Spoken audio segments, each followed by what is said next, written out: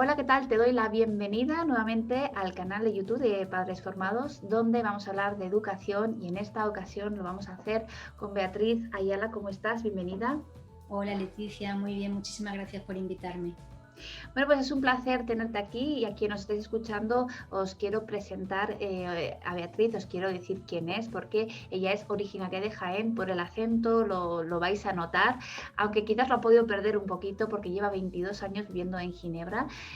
Fue allí de casualidad unos días a visitar a unos amigos y pues, se quedó 22 añitos, unas vacaciones algo largas.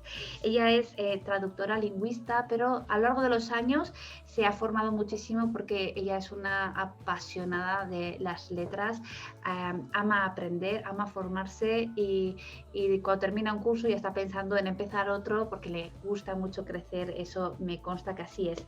Bueno, pues tengo aquí uno de los cuentos que ella ha escrito con la ilustradora Bea Sevilla y me parece que es un cuento precioso. Tiene un título que dice Esto pica mogollón bueno, pues algo nos vas a contar de este cuento porque tiene que ver con las etiquetas, un tema realmente importante que no sé hasta qué punto somos conscientes de qué son las etiquetas, por qué las llamamos así, cuál es la historia que hay detrás de este cuento, por qué lo has escrito, qué has querido contar, porque muchas veces escribimos un cuento, en este caso pues o para los niños y niñas o para los papás y mamás que se lo van a leer, ¿no? Lo escribimos para las aulas, lo escribimos para las bibliotecas, pero detrás hay una historia, ¿no? Un por qué ha empezado en ti esta necesidad de contar esto. Cuéntanos, Beatriz, algo de ti, algo de tu trabajo, algo de este cuento. Te están escuchando padres y madres que seguro quieren aprender contigo. Muy bien, muchas gracias. Bueno, la presentación que ha hecho perfecta, muchísimas gracias.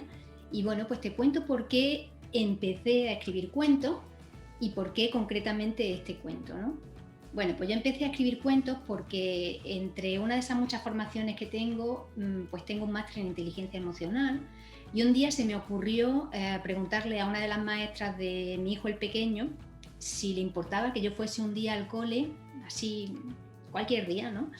A hablar de alguna emoción con los niños. Eran niños que en ese momento tenían, pues creo recordar, 4 años, sí, y empecé preguntándole si quería que yo un día fuese con los niños a hablar sobre el miedo, ¿vale? Lo que era el miedo y cómo podían aprender a gestionarlo, incluso a sacarlo de su cuerpo, ¿no?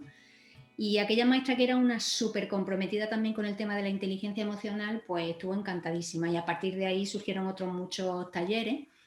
Y entonces para estas intervenciones que yo hacía en el colegio, se me ocurrió que una de las herramientas básicas podría ser el cuento, ¿vale?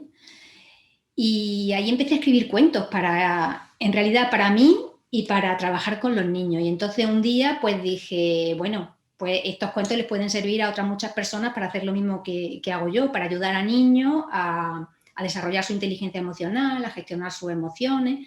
Y así fue como empecé a escribir mis cuentos y me puse como loca, claro, a buscar editorial. Antes de este cuento, autoedité uno que hablaba de las 4 emociones básicas, se llama 12 patas de grillo, y a partir de ahí fue cuando dije, bueno, ahora voy a buscar una editorial porque, bueno, me parecía muchísimo más interesante, pensé que podía llegar a muchas más personas. Y así es como empiezo a buscar editorial para Esto pica mogollón, hasta que conseguí que lo publicara Edelvive. ¿Por qué Esto pica mogollón? Bueno, como tú has dicho, es un cuento que habla sobre etiqueta y en realidad empecé a escribirlo, bueno, he de decir que todos los cuentos que escribo me inspiro de la vida misma, ¿vale? De mi hijo, de lo que pasa con mi hijo, de los niños que vemos en el colegio o en el parque, de cómo los padres le hablan a los hijos y los hijos le hablan a los padres, y ahí hay mucha materia prima para escribir sobre muchísimas cosas, ¿vale? Y en el tema de las etiquetas, pues principalmente es un tema que me preocupaba y me sigue preocupando mucho. ¿Por qué? Porque etiquetamos todo, en excepción y en automático. Entonces pensé que escribir un cuento en torno a la etiqueta era una forma de llevar a la conciencia este problema, ¿vale?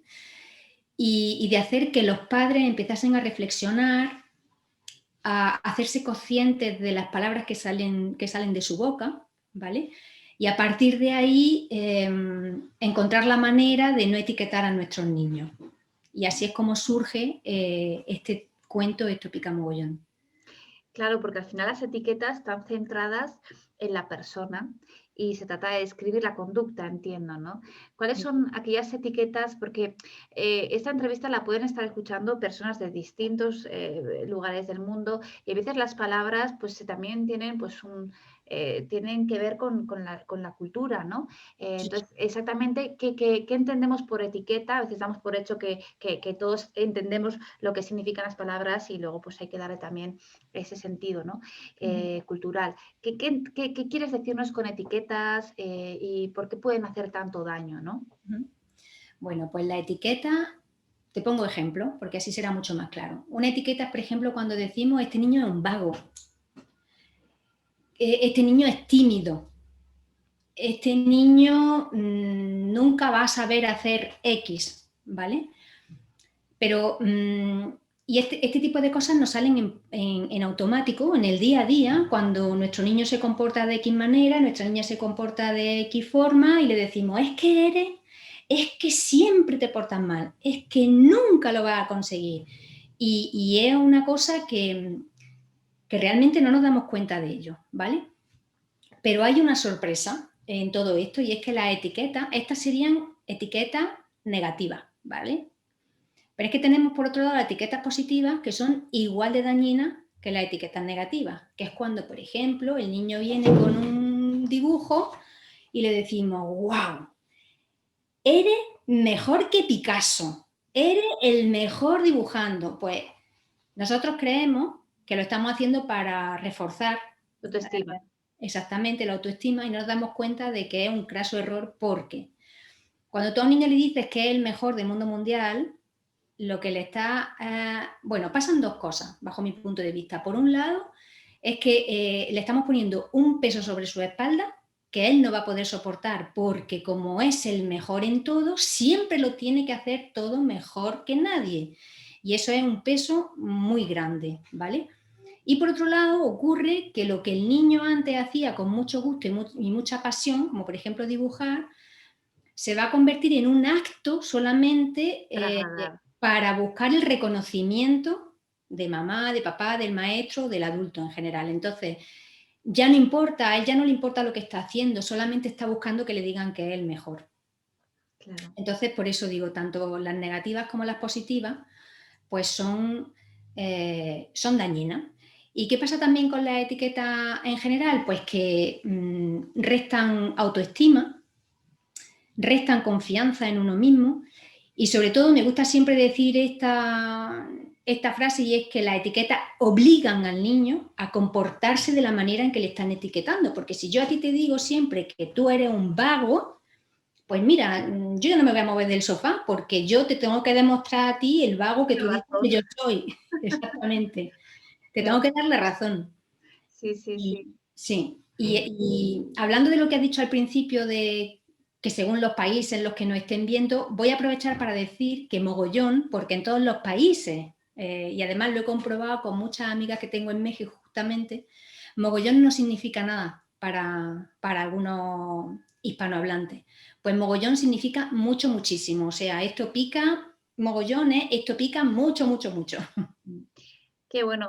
Claro, imagínate si se juntan en un aula 20 niños que son los mejores en su casa o los peores en su casa para sus padres, para sus madres, ¿no? Lo difícil que tiene la maestra, porque no siempre tiene la oportunidad de estar dirigiéndose a cada niño como si fuera su mejor alumno. Entonces, realmente estamos perjudicando también el aprendizaje de ese niño en el aula, ¿no? Porque la maestra lo tiene que tratar con buen trato, pero de forma igualitaria, ¿no? Según sus necesidades, pero nunca para una maestra el alumno va a ser su mejor alumno, ¿no? Además, esto también genera, entre los iguales, genera a veces como problemas, ¿no? Porque te tiene pelota, que se dice, ¿no? Eres su alumno favorito y eso no gusta, ¿no? Sí. Hay otra cosa, perdona, en la que me he hecho pensar cuando has dicho esto en el colegio. Estos niños que son los mejores supuestamente en todo, tampoco desarrollan una tolerancia a la frustración como sería debido, porque quieren que todo les salga bien y ya. Porque si son los mejores, ellos no pueden permitir ni pueden siquiera imaginar por un minuto que algo no les vaya a salir. Entonces también les va a tocar en el tema de la frustración mucho. Mucho. ¿Qué te llevó a escribir este cuento? Porque tú te inspiras un poco en tus experiencias personales, lo que ves, lo que observas, pero ¿pasó algo en concreto que de repente dijiste, quiero hablar de esto y además este va a ser el título porque es con el que realmente siento que conecto, ¿no? ¿Qué te llevó a escribir este cuento? Pues realmente fue, no me acuerdo concretamente de la experiencia, pero como te digo, he estado rodeada siempre de muchos niños y muchos padres que incluso yo tengo que decir que a mí a veces también me salen las etiquetas, ¿eh? O sea, yo no soy infalible aunque haya escrito el cuento. Y estaba por entonces también estudiando justamente mi máster en inteligencia emocional, entonces era como que me resultaba muy fácil hacer conexiones con lo que estaba estudiando y con la vida misma, ¿no? Porque de ahí salieron muchísimos cuentos. Este es el primero de una larga lista de cuentos muy chulos que espero que estén pronto también disponibles para todo el mundo. Y en realidad fue eso, ¿no? Fue el simplemente observar lo que pasaba a mi alrededor y confirmar que no nos cansábamos los adultos de poner etiquetas. Y además, sí recuerdo concretamente, había una amiga que decía todo el rato que su hija era muy vaga, que era una vaga, que era una vaga, que era una vaga. Y a raíz de ahí, pues, no sé, me surgió. Y entonces hice el símil, me pasaba, y me sigue pasando todavía, que tanto a mis hijos como a mí, las etiquetas reales de la ropa nos pican mucho, mucho, mucho, mucho, y había que cortarlas. Y entonces, a partir de ahí, se me ocurrió hacer el símil entre las etiquetas físicas que pican mucho y lo que pica o duele, que te pongan una etiqueta emocional o sobre tu comportamiento. Porque has dicho también antes una cosa muy interesante, y es que las etiquetas se conforman cuando repetimos incansablemente a un niño o a un adulto algo sobre su comportamiento y hacemos que se convierta en el carácter del niño.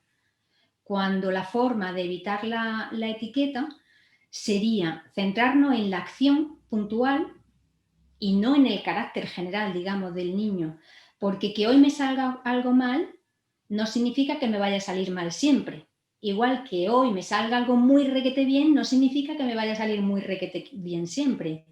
Y ahí es donde hay que poner la conciencia y escucharnos, escuchar las palabras que salen de nuestra boca, y solo nosotros podemos remediarlas, por decirlo de alguna manera. Qué bueno. Sí, además las etiquetas tienen una cosa curiosa y es que el adulto es el primero que tiene que ser consciente de las etiquetas que se pone a sí mismo cuando pues comete, por ejemplo, o un error o se cae, ¿no? ¿Cuántas veces uno dice a sí mismo, ay, qué tonto soy, ay, qué torpe soy, ¿no? Entonces hay que observarse porque ese autodiálogo, esa forma de hablarnos, de tratarnos, lo están observando. Entonces, si cuando yo me equivoco me llamo tonto, ¿cómo le voy a decir luego a mi hijo cuando él se equivoca, ¿no? Y se maltrata a sí mismo, ¿no? ¿Cómo le voy a decir, no digas eso de ti mismo, ¿no? Quiérete un poco, ¿no? Claro, Totalmente. cuéntanos algo de este cuento. Cuéntanos porque las ilustraciones son una belleza, son preciosas. Ya sé, te había escuchado que a ti también te habían gustado mucho las ilustraciones, Sí. pero bueno, pues aquí algo estoy mostrando del cuento, pero si nos quieres a lo mejor leer una parte o adelantar algo del cuento o una parte que te guste especialmente o nos quieres narrar un poquito la historia, ¿no? Está genial. Cuéntanos algo. Bueno, te iba a contar justamente de la ilustradora Bea Sevilla. Es que yo soy de la opinión que nada ocurre por casualidad, y Bea Sevilla es de Linares, igual que yo. Y cuando, bueno, fue un primo suyo que me dijo, oye, yo tengo una prima que es ilustradora y tal, y cuando me encuentro con Bea y veo quién es y tal, su abuelo viven en la misma calle donde viven mis padres. Lo que pasa es que ella es, pues, varias generaciones más joven que yo. Entonces, claro, cuando éramos pequeñas, pues no íbamos juntas a jugar porque ella era mucho más pequeña que yo, ¿no? Y os llamáis igual. Os ¿Cómo? llamáis igual. Y nos llamamos igual. O sea, es que son como muchas cosas que para mí no son casualidades, ¿no? Pero que están ahí. Y entonces, bueno, pues ella en aquella época, cuando el libro, vivía en Argentina y vino una Navidad, su primo, yo iba también en Navidad a España, entonces nos encontramos, estuvimos hablando, a ella le encantó el proyecto y ahí nos pusimos en marcha, ¿no? Y las ilustraciones, como tú bien has dicho, que son, bueno, yo es que estoy enamoradísima de las ilustraciones y siempre que me hacen una entrevista digo cuál es mi ilustración favorita es esta. Sí, a mí también me gusta esa. Porque, bueno, son todas preciosas, ¿no? Pero es que esta, aunque uno no lea el texto, solamente la imagen, es que es verdad que una imagen vale más que 1000 palabras. Es alucinante. Es Y algo. bueno, pues del cuento que te puedo contar, bueno, es una historia que ocurre entre casa y el cole, ¿vale? Y bueno, pues en realidad lo que pasa es que el protagonista, que se llama Arturo, es un chiquillo pues que está muy distraído siempre, es muy imaginativo, y su maestra pues le dice que no escucha y que va a ser un torpe y un burro cuando sea grande, ¿no? Entonces, claro, el niño no dice nada, pero su mamá, como las mamás conocemos a nuestros niños, pues su mamá un día se da cuenta de que a Arturo le pasa algo y le pregunta. Entonces Arturo le cuenta a su mamá lo que pasa y su madre le da más o menos la herramienta para que supere esos momentos en los que la maestra le pueda decir, oye Arturo, que estás en las nubes, hijo, venga, despierta. Y la maestra, que se da cuenta de que de repente hay un cambio en Arturo, pues, bueno, la mamá habla con la maestra y entre todos, pues, llegan a la conclusión de que la mejor manera de tratar a un niño, por muy distraído que esté, por muy mal que le salgan las cosas en el cole, pues no es la de poner etiquetas, sino otra bien distinta, ¿no? Entonces, bueno, el cuento a mí, la verdad, claro, es mi bebé, me parece una pasada, ¿no? Pero una cosa también que me gusta mucho del cuento y que hago en todos los cuentos que tengo escritos es que le incluyo una pequeña guía muy cortita, ¿eh? Una pequeña guía para padres y educadores, pues para dar una ligera idea de lo que supone, en este caso, poner etiqueta y qué se puede hacer para evitarla, ¿vale? Y luego también me gusta incluir actividades para los niños, porque al fin y al cabo los niños son los protagonistas y como tú bien has dicho, se enseña más con el ejemplo que con la palabra. Entonces, ¿cómo le voy a decir yo a mi hijo que no haga X si yo lo hago? O que no diga X si yo lo digo, ¿no? Entonces, bueno, pues tiene una serie también de actividades para el niño que son muy chulas, que son un poco de autoconocimiento para valorarse a sí mismo con todas sus virtudes. Y la página final es una página troquelada Genial.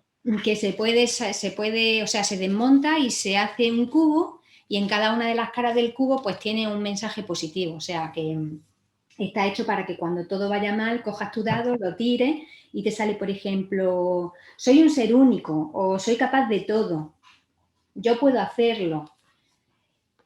Entonces, bueno, es una herramienta que yo creo que es efectiva en realidad hasta para un adulto, ¿eh? Porque si en un día así de bajón, parece una tontería, ¿vale? Pero es que hay a mí es que esto me apasiona, pero es que hay muchas técnicas de inteligencia emocional que se aplican con los niños y que en realidad se pueden aplicar exactamente igual con los adultos. Y en una décima de segundo tú tiras tu dado, que tú sabes que sale de un cuento y tal, pero estás muy baja de moral y tiras tu dado y te sale que todo lo que necesito está dentro de mí.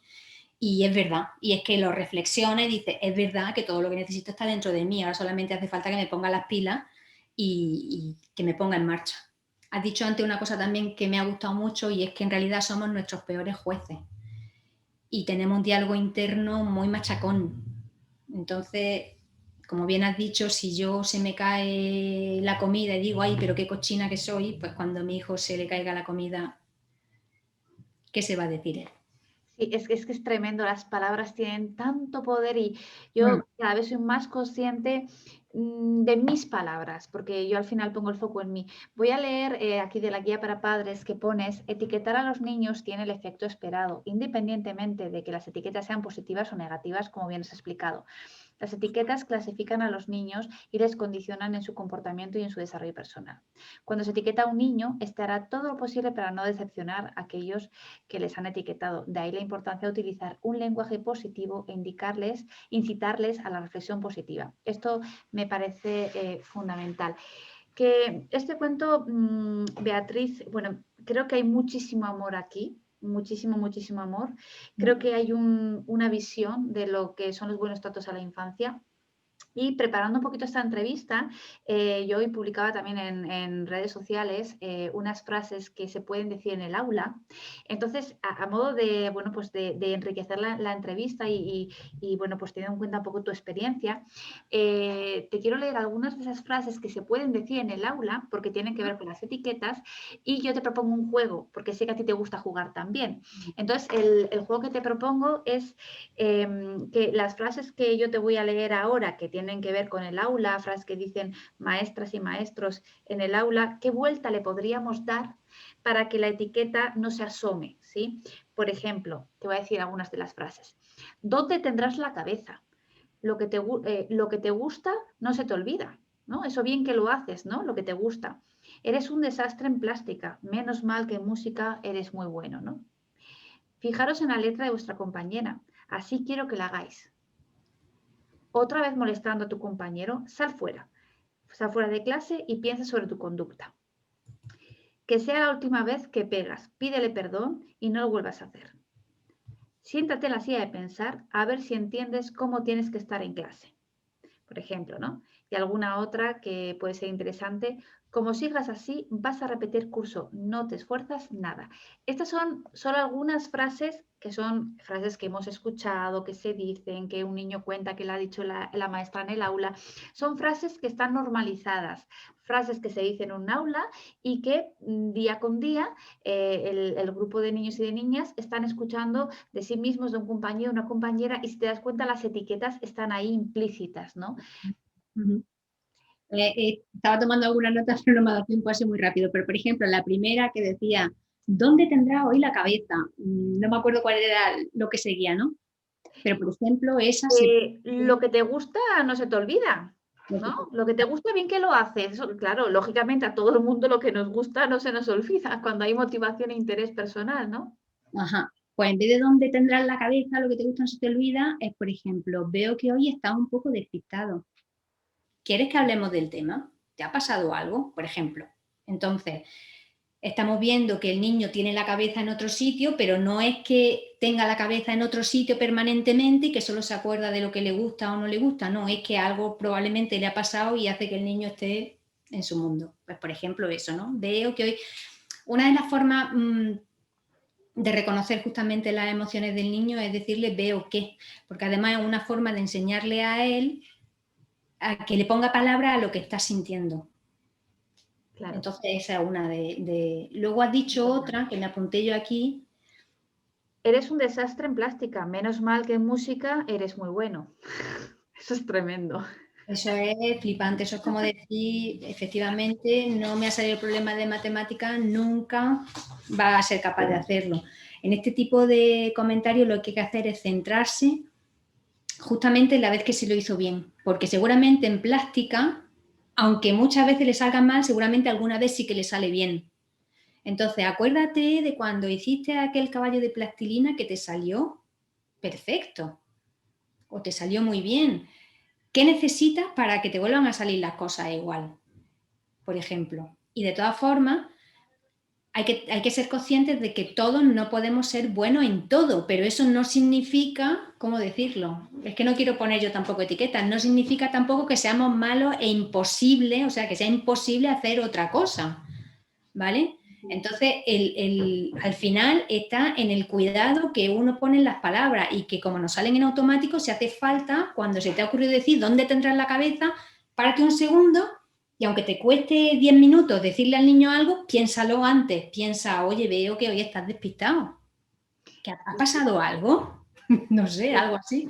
Es como cuando yo escuchaba, ¿no? Que pues una maestra le decía al alumno, pero ¿por qué has pintado el sol verde? El sol es amarillo.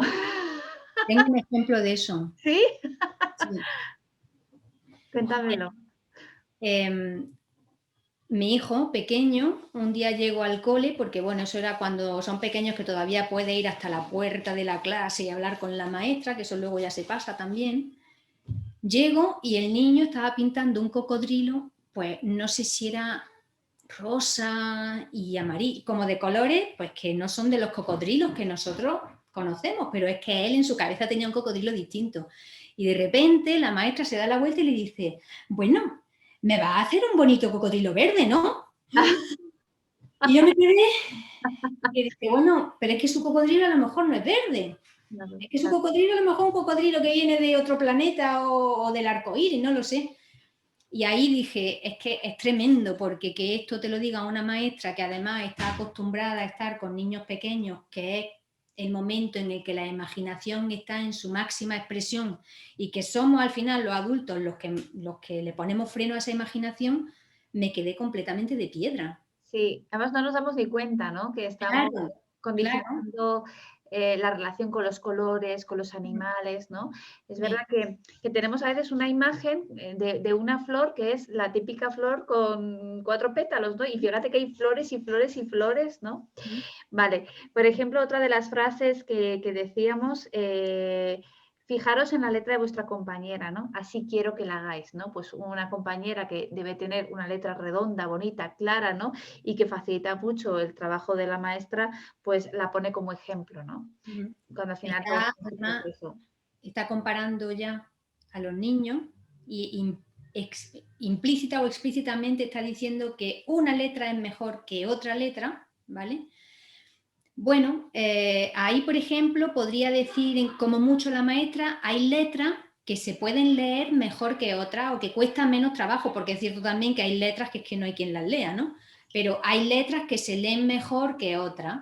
Si os aplicáis bien, pero en general, sin comparar a nadie, pues podéis hacer una letra que se lea bien. Ya no es ni bonita ni fea, porque se puede leer bien y para mi gusto ser bonita o fea, y se puede leer mal y ser bonita o fea también, ¿sabes?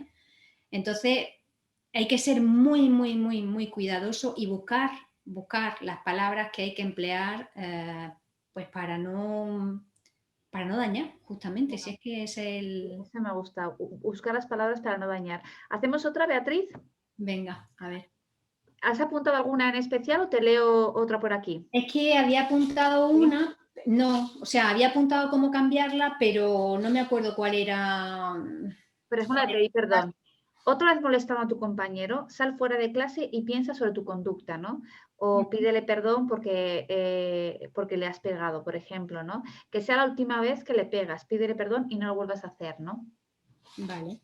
Pues ahí podría, bueno, ahí hay un conflicto puro y duro y ahí entramos ya en la resolución de conflictos también, que es otra cosa como un poco más...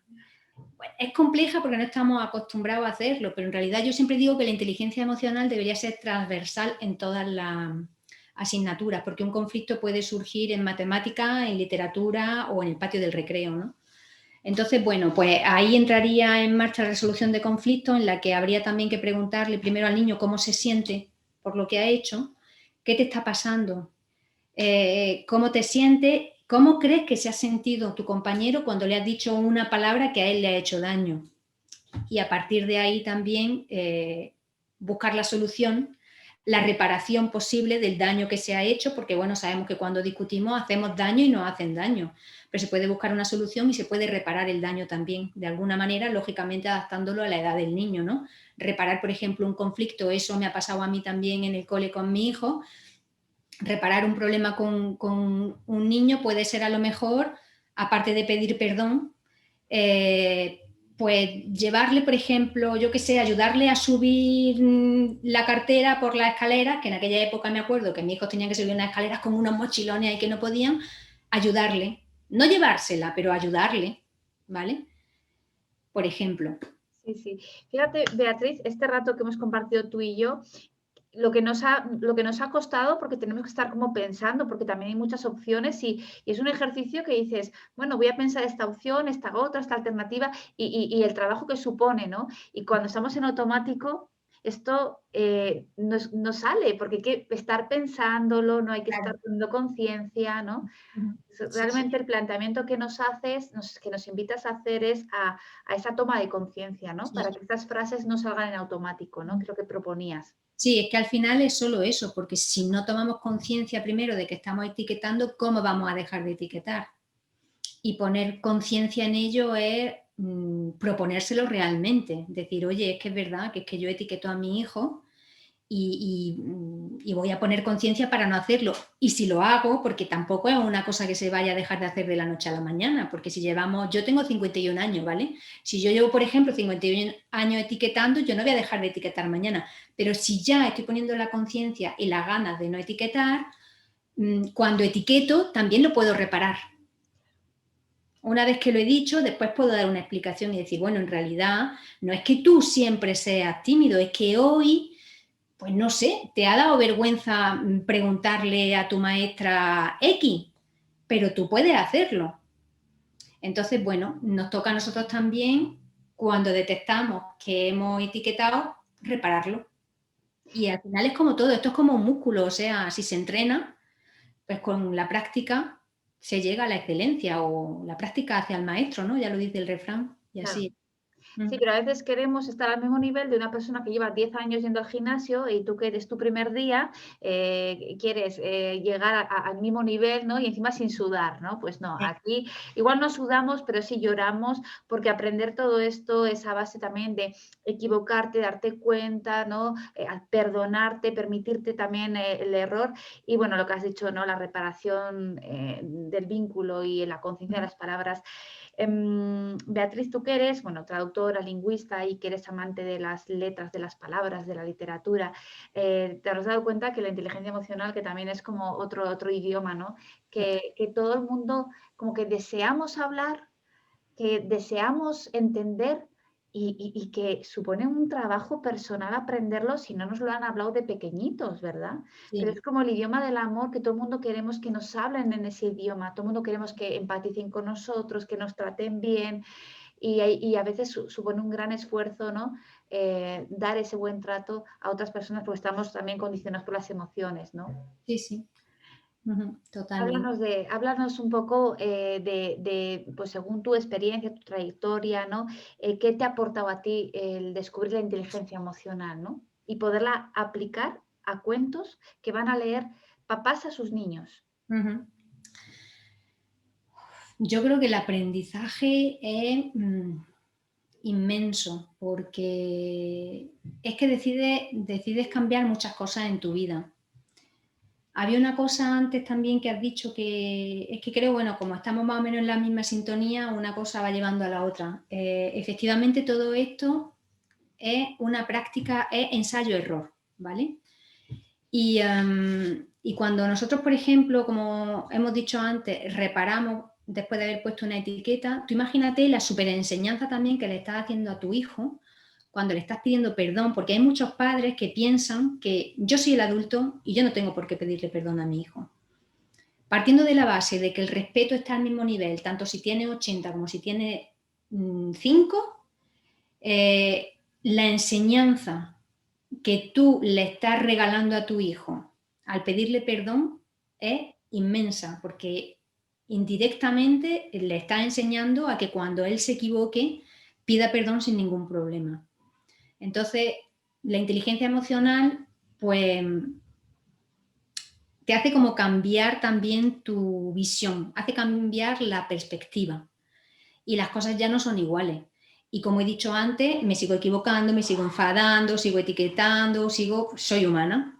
Pero es verdad que cuando lo tienes presente, pues con el día a día, con la práctica, van mejorando muchas cosas y eso se nota luego pues en el ambiente que uno puede tener en casa, en cómo ves que se comportan tu hijo. Yo, por ejemplo, sé que, o sea, seguimos teniendo discusiones en casa y muchas, pero luego, por ejemplo, cuando veo que mis hijos tienen a lo mejor un conflicto con un niño y veo las cosas que mis hijos les dicen a esos niños, digo, wow, lo que a mí me parecía que no estaba funcionando, sí que funciona y mucho, porque al final es el ejemplo, como hemos dicho. Yo le puedo decir a mi hijo 1000 veces, hay que pedir perdón, hay que pedir perdón, hay que pedir perdón, que si yo no le pido perdón, él no va a pedir perdón. Claro, porque no tiene, digamos, el modelo del que aprender. Tiene Ujú, la instrucción, pero no tiene el modelo que le allana el camino, ¿no? ujú. Beatriz, por ir un poco avanzando, ¿no? Y dando un poquito también, un poco ir finalizando con esa entrevista, que yo creo que va a gustar y que va a ayudar a muchas personas, estoy convencida de ello. si yo te nombrara ministra de Educación, porque tengo ese gran poder, ¿no? Y te diera todo el presupuesto del mundo y toda la libertad del mundo para que tú tomaras decisiones, ¿qué 3 decisiones tomarías como política, como ministra de Educación, en Ah, favor de la infancia? bueno, creo que la primera y principal, porque es uno de mis sueños, es que, como te he dicho antes, la inteligencia emocional esté presente de manera transversal desde el minuto 1 del día en el que el niño va al colegio hasta que sale. Otra de las decisiones que tomaría es que los niños no estén sentados en clase en fila uno detrás de otro, sino que se puedan mover por el espacio de aprendizaje, que puedan hablar, que puedan intercambiar, siempre lógicamente con respeto, porque en clase habrá muchos niños, pero un poco modelo Montessori, no sé si lo conoces, trabajar por proyectos y eso, y que el niño esté presente como una entidad, no solamente está allí para aprender y desarrollar su aspecto cognitivo, digamos, sino que el niño pues tiene unos sentimientos, tiene un alma, tiene un espíritu, tiene una mente, tiene unas emociones, y eso para mí sería fundamental. Ese es uno de mis grandes sueños. Y la tercera, ¿qué podría decirte? Pues que, no sé, que, que, que la escuela no tenga límites físicos, es decir, que no se pueda, que no se encaje a los niños entre 4 paredes, sino que el aprendizaje no ocurre solo en un aula, sino que ocurre en la vida en general. En la calle, en la Mm, naturaleza, ¿no? exactamente. Hay lugares donde ya no tenemos contacto con la naturaleza y con los animales, tenemos que ir a una granja a Sí, ver lo que es una vaca de verdad, ¿no? sí, mm, es cierto. Lo que es un pato, porque ya solo tenemos las imágenes que nos brinda un libro, ¿no? O un material concreto, ¿no? Es el salir un poco fuera, ¿no? Beatriz, yo recuerdo a quienes escuchamos esta entrevista, ella es autora del cuento Esto pica mogollón. La ilustradora es Bea Sevilla, unas ilustraciones preciosas. Y es verdad que las dos coincidimos porque yo, bueno, cuando vi la ilustración que tú has mostrado antes, que es la de los corazones, vamos a ver si la encuentro aquí para mostrarla, que es esta. Pues bueno, hay que decir que si no sabemos de qué va el cuento, pues igual hasta que no es ni lo importante, ¿no? Porque ves esta ilustración y dices, wow, me lo dice todo, ¿no? El amor, las palabras, la suavidad. Pero hay otra ilustración que a mí me gusta mucho también, que es bella, bella, Sí, bellísima, esta.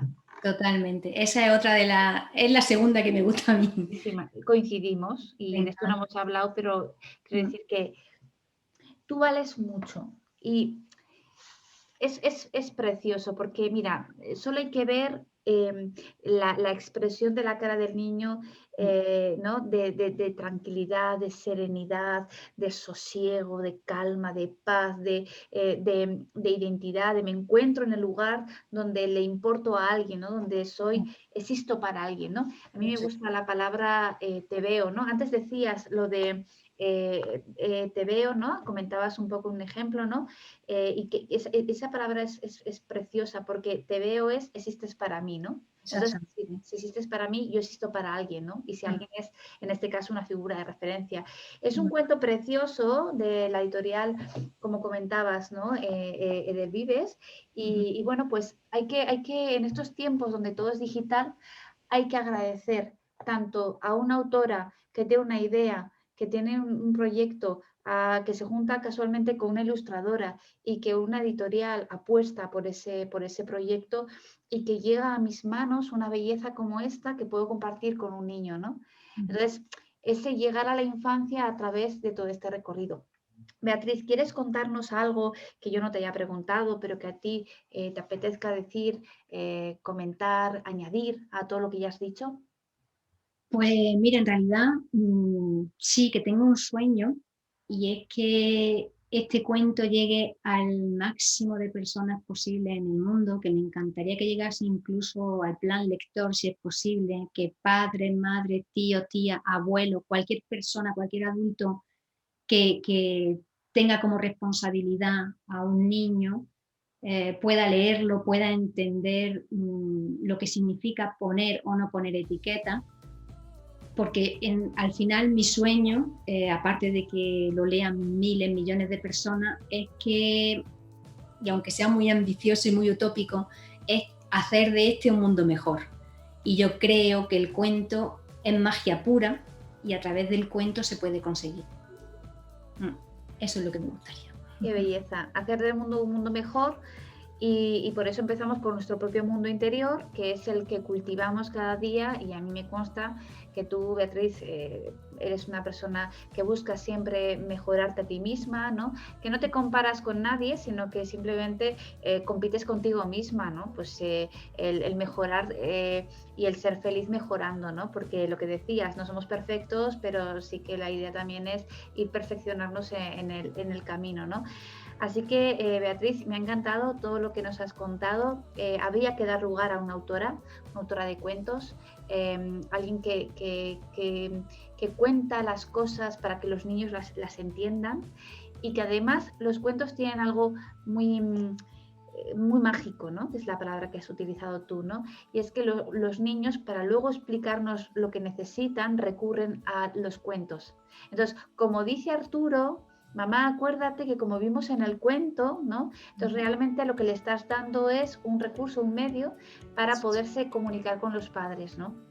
Efectivamente, es que el cuento no deja de ser eso, un recurso a través del cual el niño puede expresar lo que está sintiendo en su propio mundo. Es una herramienta. Ayuda al niño a veces a atravesar situaciones complicadas que está atravesando en ese momento. Y de ahí la importancia justamente del cuento. Se puede identificar con el personaje si está viviendo algo similar. Es mágico, es pura magia. Sí, es mágico y suceden cosas bellas que no vemos, pero que se están sembrando en el interior del niño, y al final todo se refleja en un niño que ríe, en un niño que juega, en un niño que es feliz. Beatriz, muchísimas gracias por el tiempo que hemos compartido. He disfrutado mucho la entrevista. Bueno, creo que se han tratado temas fundamentales y vitales, y que a través, pues en este caso, del canal de YouTube de Padres Formados y las redes sociales que las usamos para sensibilizar, formar, educar e invitar a la gente a que pasen a la acción, ¿no? En su casa y en sus vidas. Así que te despido, muchísimas gracias, y yo voy a contribuir a tu sueño, que el cuento de Esto pica mogollón llegue a cuantas más familias mejor. Pues muchísimas gracias, Leticia. Gracias por haberme invitado, gracias por este espacio tan mágico también, porque se han hablado de muchas cosas muy importantes, y muchísimas gracias también por darle difusión al cuento. Y nada, espero que nos encontremos todavía en el camino muchas veces. Bueno, nos vemos en las redes sociales y quizás, quién sabe, algún día en Ginebra. Eso. Un abrazo. Te Hasta espero. otra. Venga, chao, hasta luego. Adiós. Gracias.